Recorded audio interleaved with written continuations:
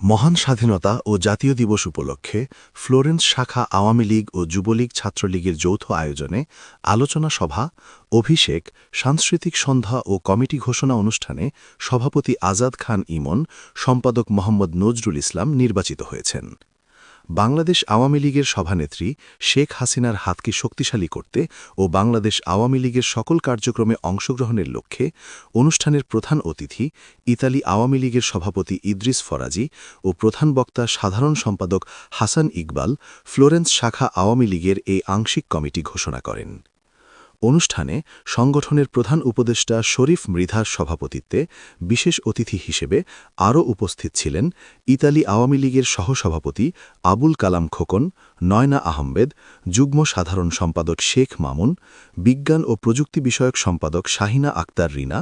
Rome মহানগর আওয়ামী লীগের সভাপতি খলিল বন্দুকশি, ইতালি মহিলা আওয়ামী লীগের সাধারণ সম্পাদক শামিমা আক্তার পপি সহ ইতালি আওয়ামী লীগের বিভিন্ন শাখা কমিটি ও যুবলীগ ছাত্রলীগ সহ অঙ্গ সহযোগী সংগঠনের নেতাকর্মীরা।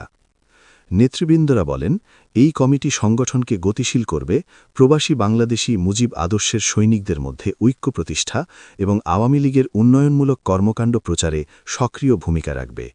পাশাপাশি নবগঠিত এই কমিটির মাধ্যমে ইতালি আওয়ামী লীগের সাংগঠনিক কার্যক্রম আরও বেগবান হবে এবং প্রবাসে দলের ভাবমূর্তি সুদৃঢ় করার ক্ষেত্রে এটি গুরুত্বপূর্ণ অবদান রাখবে।